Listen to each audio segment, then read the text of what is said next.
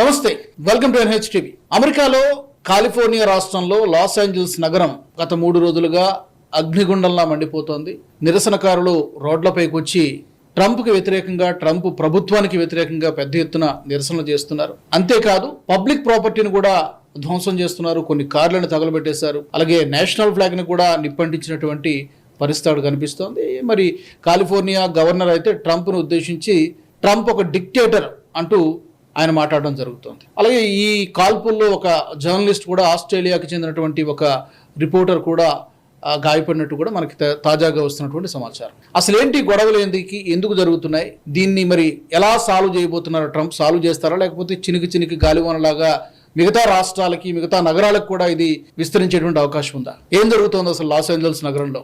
Let's talk about it. నాతో స్టూడియోలో అందుబాటులో ఉన్నారు రాజకీయ సామాజిక విశ్లేషకులు రాజశేఖర్ గారు. నమస్తే. నమస్తే రాజు గారు. ఈ మధ్యకాలంలో ట్రంప్ మీద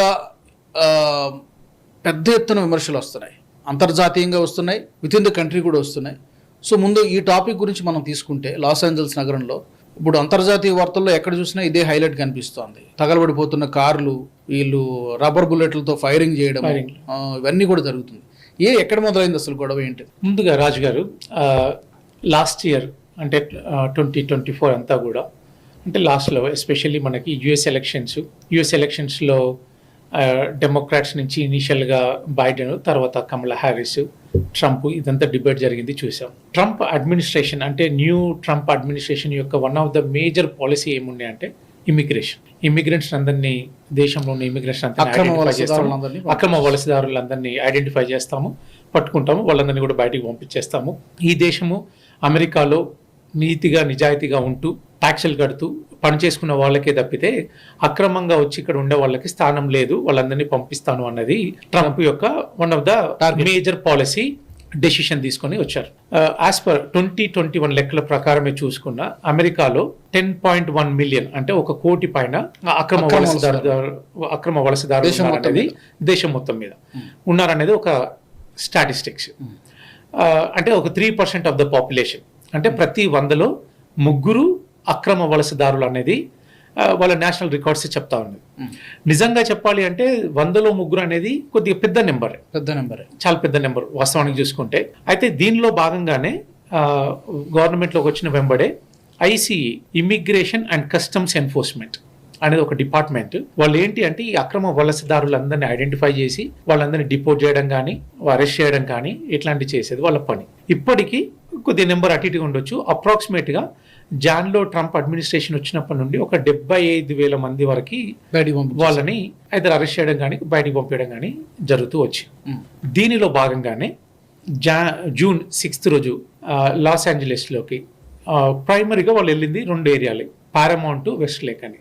ఈ 2 ఏరియాస్లో కూడా లాటినోస్ అంటే మెక్సికన్ నుంచి, కొంత సౌత్ అమెరికా నుంచి వచ్చిన పాపులేషన్ చాలా ఎక్కువ. అంటే అక్కడి నుంచి వచ్చిన వలసదారులు, కుటుంబ వలసదారులు అనే కాదు, అందరు వలసదారులు. ఇప్పుడు లాస్ ఏంజలస్ అంటే మన హైదరాబాద్ లెక్క ఒక నగరం తీసుకున్నా, మన దగ్గర కూడా అంటాం ఏంటి, కుక్కట్పల్లి, ఈ ఏరియాలో సెటిలర్స్ అని మనం ఒక వర్డ్ యూజ్ చేస్తాము.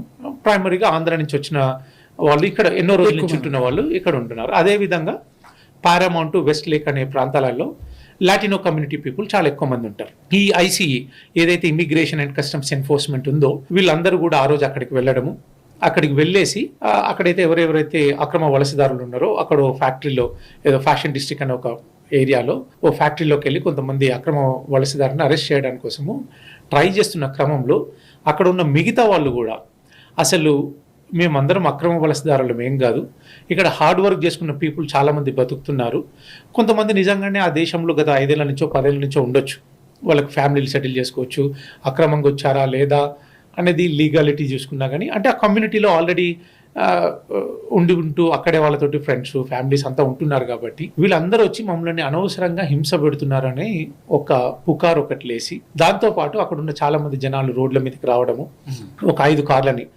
హ్యూమన్ లెస్ అంటే మ్యాన్ లేకుండా ఆటోమేటెడ్ కార్స్, డ్రైవర్లెస్ కార్స్ని వాళ్ళు దగ్ధం చేయడము, దాంతోపాటు చిన్నగా ఒక గాలివానలాగా తయారైపోయి రైట్స్ స్టార్ట్ అయినాయి. దగ్గర ఒక 2 నుంచి 3 వేల మంది రోడ్ల మీదకి వచ్చేసేసి ప్రొటెస్ట్ చేయడము. ఈ ప్రొటెస్ట్లో ఒక మేజర్గా ఏంటి అంటే కొన్ని షాప్స్లని లూట్ చేయడము, పబ్లిక్ ప్రాపర్టీని డ్యామేజ్ చేయడము, రోడ్ల మీద ప్రొటెస్టులు చేయడము, ట్రాన్స్పోర్టేషన్కి ట్రాఫిక్కి విఘాతం కల్పించడము ఇదంతా జరుగుతూ ఉన్నది గత 3-4 డేస్ నుంచి. అయితే దీనికి ఒక 3 నుంచి 4 డిఫరెంట్ రీజన్స్ ఉన్నాయి రాజు గారు. మొదటగా వచ్చేసేసి ఒకటేమో అక్రమ వలసదారులను పంపించాలన్నది ట్రంప్ అడ్మినిస్ట్రేషన్ అంటే నేషనల్ గవర్నమెంట్ చేస్తున్న పని. కానీ లాస్ ఏంజలస్ అక్కడ వచ్చేసిన గవర్నర్ వచ్చేసేసి గ్యావిన్ న్యూసమ్, ఈయన డెమోక్రాట్. అదే విధంగా మేయర్ కెరెన్ బాస్ అని చెప్పేసి తను డెమోక్రాట్. వీళ్ళిద్దరు డెమోక్రాట్స్. వీళ్ళు ఏం చేశారంటే November 2024లో ఆ సిటీ కౌన్సిల్, ఇప్పుడు హైదరాబాద్కి మనకి ఎట్లయితే మేయర్ హెచ్ఎంసీ ఎట్లా ఉంటుందో యుఎస్ లో లాస్ కొద్దిగా డిఫరెంట్ గా ఉంటాయి మనకంటే. ఎక్కడంటే లోకల్ గవర్నమెంట్ కి పవర్స్ ఎక్కువ ఉంటాయి అండ్ వాళ్ళని గవర్న్ చేసుకునే కొంత వెసులుబాటు ఎక్కువ ఉంటుంది. ఈవెన్ లోకల్ ఎంత ట్యాక్స్ వేయాలి ఏంటి అన్నది నుంచి మొదలు పెడితే ఎట్లా వచ్చిన డబ్బులను ఎట్లా స్పెండ్ చేసుకోవాలన్నది కూడా వాళ్ళు నిర్ణయం తీసుకునే అధికారము వాళ్ళకి. లోకల్ గవర్నింగ్ కి మనతో పోలిస్తే వాళ్ళకి పవర్ఫుల్ గా ఉంటుంది. వాళ్ళు ఒకటి శాంక్చురీ సిటీ అని చెప్పేసి ఒక రిజల్యూషన్ తీసుకున్నారు. ఈ శాంక్చురీ సిటీ అనేది 80లో నుంచి స్టార్ట్ అయింది అమెరికాలో. వన్ ఆఫ్ ద రీజన్ ఏంటి అంటే అసలు ఇది ఇంతకుముందు నుంచి కూడా ఉన్నది. ఫండమెంటల్స్ ఆఫ్ ది ఈ యొక్క పాలసీ మీనింగ్ ఏంటి అంటే మేము నేషనల్ గవర్నమెంట్కి అన్ని రకాలుగా అంటే ఏదంటే అది కావాలనుకున్నది మేము సహకరించము అండ్ ఎస్పెషల్లీ ఇమిగ్రేషన్ విషయానికి వస్తే అసలే సహకరించము అని చెప్పేసి ఇండైరెక్ట్ గా చెప్తూ ఒక సాంక్చురీ సిటీ ఉంటే మేము ఇట్లాంటి ఏది అడిగినా కానీ మేము నీకు సపోర్ట్ చేయము అని చెప్పడానికి ఒక లా లాంటిది ఒకటి క్రియేట్ చేశారు యుఎస్ లో. దానికి పుట్టుకెళ్తే దానికి ఒక పెద్ద స్టోరీ ఉంది, అది మళ్ళీ ఎప్పుడన్నా మాట్లాడుకుందాం. కానీ సాంక్చురీ సిటీ అని చెప్పేసి చేసుకోవడము. ఇప్పుడైతే ట్రంప్ అడ్మినిస్ట్రేషన్ వచ్చి నేను వీళ్ళందరినీ డిపోర్ట్ చేస్తాను అంటే వీళ్ళు అపోజ్ చేయడం మొదలుపెట్టారు. దానిలో భాగంగానే వీళ్ళు ఏమన్నారు, ట్రంప్ ఒక్కడిని అంతలాగా బిహేవ్ చేస్తున్నాడు అని చెప్పేసి చేయడం అదొకటి. ఇంకోటి ఏమైంది అంటే ఎప్పుడైతే కార్లను తగులబెట్టి లూట్ అంటే ఈ రోడ్ల మీద గొడవలు జరగడము, షాప్లను లూట్ చేయడం ఇదంతా జరుగుతూ ఉంటే వీళ్ళు లోకల్ గవర్నమెంట్ కంట్రోల్ చేస్తలేదని చెప్పేసి ట్రంప్ అడ్మినిస్ట్రేషన్ నేషన్ నుంచి ఒక 2000 మంది నేషనల్ గార్డ్స్ ని డిప్లాయ్ చేయడం జరిగింది. అంటే సెంట్రల్ మన కేంద్ర బలగాలని మనం అంటాం కదా, అదే విధంగా వాళ్ళని తీసుకొచ్చి.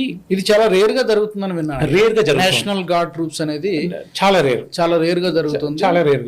దానితో ఇంకొక అభ్యంతరకరమైన విషయం ఏంటంటే ఇలాంటి ట్రూప్స్ దించేటప్పుడు, నేషనల్ గార్డ్ ట్రూప్స్ దించేటప్పుడు ఆ రాష్ట్ర గవర్నర్కి ఇన్ఫార్మ్ చేయడం అనేది జరుగుతుంది. ఇన్ఫార్మ్ చేయలేదని అంటున్నారు. ఇప్పుడు ఇక్కడ శాంక్చురీ సిటీ అన్నాం కదా, ఇద్దరు డెమోక్రాట్స్ ఉన్నారు. ఇదంతా అసలు మేము దీనికి ఒప్పుకోమని చెప్పేసి వాళ్ళు అంటున్నారు. వాళ్ళు కంట్రోల్ చేయట్లేదు. అసలు ఇది అపోజిషన్ పార్టీలకి ఇద్దరికి ఉన్నది. సో ఇందులో కమ్యూనికేషన్ గ్యాప్ కొంత ఉంది అండ్ ట్రంప్ అడ్మినిస్ట్రేషన్ కూడా కొంత బుల్డోజ్ చేస్తూ మీకేం చెప్పేది నేను దించేస్తున్నా అని చెప్పేసి వాళ్ళని గార్డ్స్ దించడము, వీళ్ళు దాన్ని అపోజ్ చేయడము. ఇద్దరి మధ్యలో సఖ్యత అనేది లేదు. దానివల్ల వాళ్ళు అపోజ్ చేయడము, దాన్ని బేస్ చేసుకొని ఇంకా ఎవరైతే ఈ రైటర్స్ వీళ్ళంతా అల్లరి ముఖాలు ఉన్నాయో ఇంకా వాళ్ళు చెలరేగడం